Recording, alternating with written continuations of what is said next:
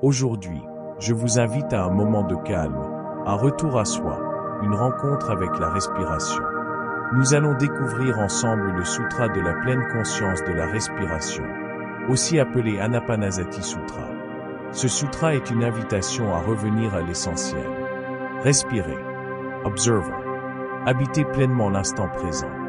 Dans cet enseignement, le Bouddha nous montre comment la respiration consciente peut apaiser le corps, éclairer l'esprit et nous conduire vers une véritable liberté intérieure. Prenons ensemble une respiration profonde. Accueillons ce moment avec douceur. Voici la lecture complète du Sutra de la pleine conscience de la respiration. Le Sutra de la pleine conscience de la respiration. Ainsi ai-je entendu.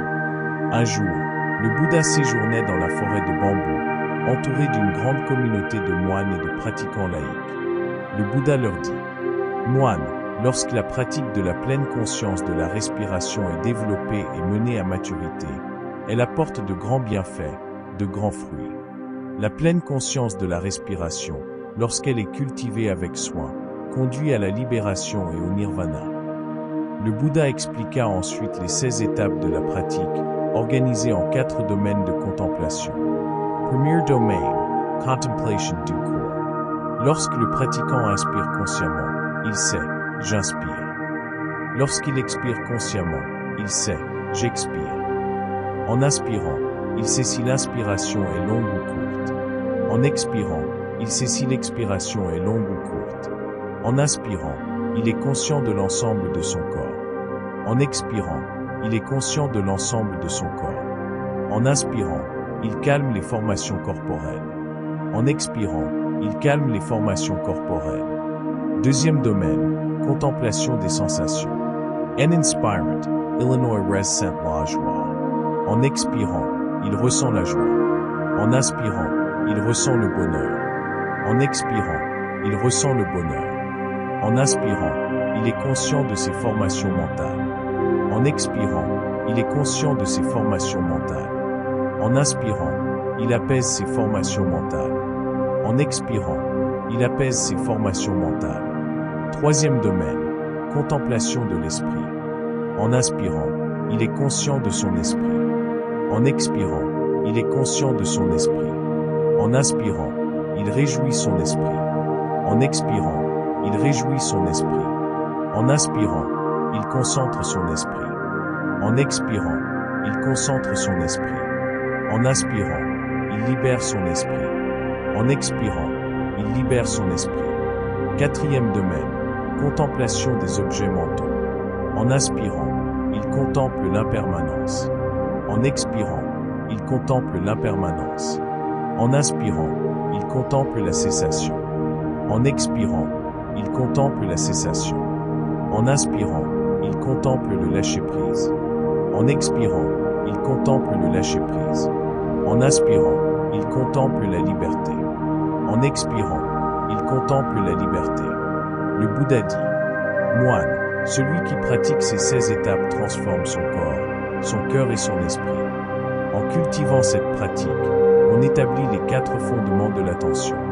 Cela conduit à la dissolution des afflictions, à l'éveil de la clarté et à la réalisation du nirvana. Ceci est le sutra de la pleine conscience de la respiration. Prenons encore une respiration profonde et laissons ces paroles s'installer en nous avec sérénité. Je souhaite maintenant partager avec vous une réflexion douce et simple sur ce sutra.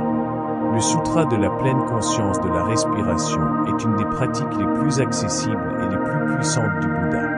Il nous rappelle que la paix ne se trouve pas dans des lieux lointains. La paix est ici, dans chaque souffle. Il suffit de revenir à la respiration, avec attention et avec tendresse. Le Bouddha nous enseigne à observer la respiration telle qu'elle est, longue ou courte, profonde ou légère. Il n'est pas nécessaire de la modifier. Il suffit de la reconnaître, de la suivre, de l'habiter pleinement. Quand nous respirons en étant conscients de notre corps, nous habitons vraiment ce corps. Nous devenons présents à lui, nous l'honorons, nous le détendons. Chaque inspiration est comme une caresse intérieure. Chaque expiration est une invitation à relâcher, à apaiser, à déposer ce qui est trop lourd. Le Bouddha nous enseigne aussi à observer nos sensations. La joie, le bonheur, la douceur. En respirant avec ces sensations, nous comprenons que la paix et la joie sont déjà disponibles, ici et maintenant. Pas dans le futur, pas ailleurs, mais dans cet instant simple et vivant. Le sutra nous guide aussi vers la conscience des formations mentales. Les pensées, les émotions, les mouvements de l'esprit. Nous n'avons pas besoin de les repousser ni de nous y attacher. En respirant avec elles peuvent doucement se calmer.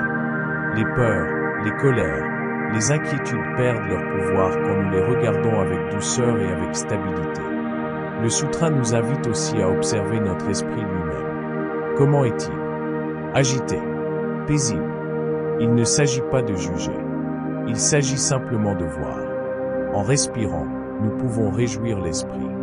Nous pouvons le concentrer, l'unifier, l'éclaircir. Et puis, doucement, nous pouvons l'ouvrir et le libérer. Dans la dernière partie, le Bouddha nous invite à contempler l'impermanence. Tout change. Tout ce qui naît, disparaît. Les sensations agréables passent. Les sensations désagréables passent aussi. Rien ne dure. Comprendre l'impermanence nous apprend à lâcher prise, à ne pas nous accrocher, à ne pas lutter contre le changement. Nous apprenons à vivre plus léger. Contempler la cessation, c'est voir que la souffrance n'est pas éternelle. La paix est possible. La liberté est accessible. En respirant avec le lâcher-prise, nous apprenons à déposer nos attentes, nos rigidités, nos fardeaux. Chaque expiration peut devenir une petite libération. Un moment pour laisser partir une tension, une peur, une histoire. Le Bouddha nous enseigne que la pleine conscience de la respiration établit les 4 fondements de l'attention. Le corps, les sensations, l'esprit et les objets mentaux. Lorsque ces fondements sont cultivés avec soin, la compréhension, la compassion et la paix peuvent grandir. Ce sutra n'est pas une théorie. C'est une pratique simple, vivante, immédiate. Elle commence maintenant, dans ce souffle. Aujourd'hui, je vous invite à vous poser ces questions avec bienveillance. Pouvez-vous simplement être avec votre respiration, sans vouloir la contrôler? Pouvez-vous habiter votre corps avec tendresse? Pouvez-vous relâcher les idées rigides et simplement respirer? Que les paroles de ce sutra vous accompagnent. Que vous puissiez revenir à votre respiration, dans les moments de calme comme dans les moments de difficulté.